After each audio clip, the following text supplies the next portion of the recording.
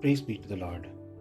For today's Lenten meditation, I would like to share with you a powerful message from Matthew chapter 22, verses 15 to 33, where Jesus is confronted by two different groups, the Pharisees and the Sadducees, both trying to trap him with a difficult question. But instead of falling into their traps, Jesus gives answers filled with wisdom and deep spiritual truth. Now let's look at the first group, the Pharisees. They come to Jesus with what seems like a simple question.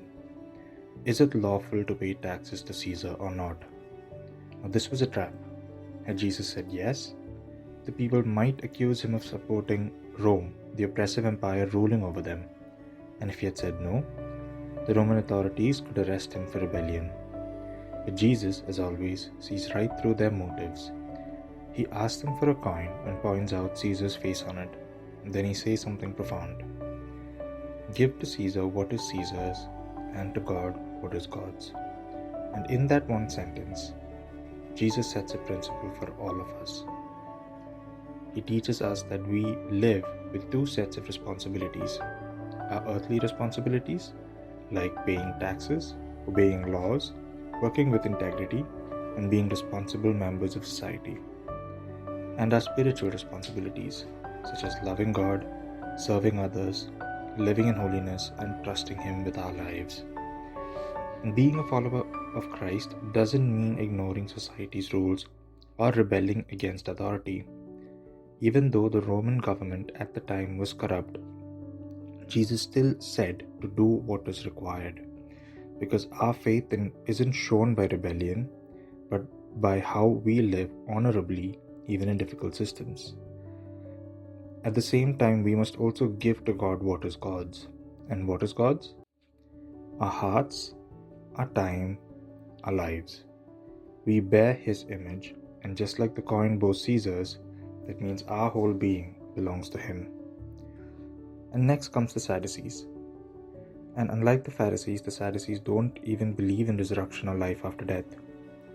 And they still try to trap Jesus with a question.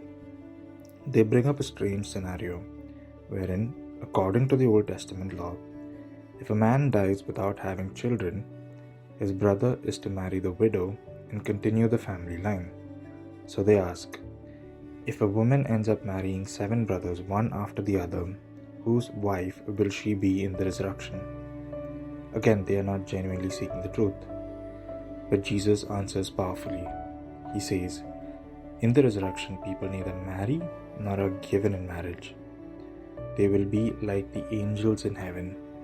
In other words, heaven is completely different from what we know here.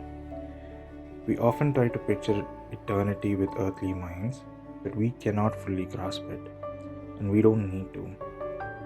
Jesus teaches that resurrection life is real, but it is not a copy of this life. It's something far greater. Then Jesus gives them a final truth bomb. God is not the God of the dead, but of the living. He quotes from the Old Testament where God says, I am the God of Abraham, Isaac, and Jacob. Not was, but am. Even though those men had died long ago, Jesus shows that they are still alive in God's presence. So, what does this all teach us? There are a few big takeaways for us today. 1. Do not try and test God. The Pharisees and the Sadducees came with tricks and traps, but our role is not to test God, it is to trust Him. Ask questions, seek understanding, but always from a place of faith and not manipulation. 2. Live a balanced life. Be responsible in the world, work hard, follow the law, and do what's right in society. But also never forget your spiritual life, which includes worship, prayer, love, faith, and obedience to God. 3. Trust that the resurrection is real, even if we don't understand it. Trying to figure out what heaven will be like is not the point. What matters is knowing that it's real and letting that truth shape how we live today. God is the God of the living. That means He is with us now, in every moment. He wants us to live with hope, with purpose, and with perseverance.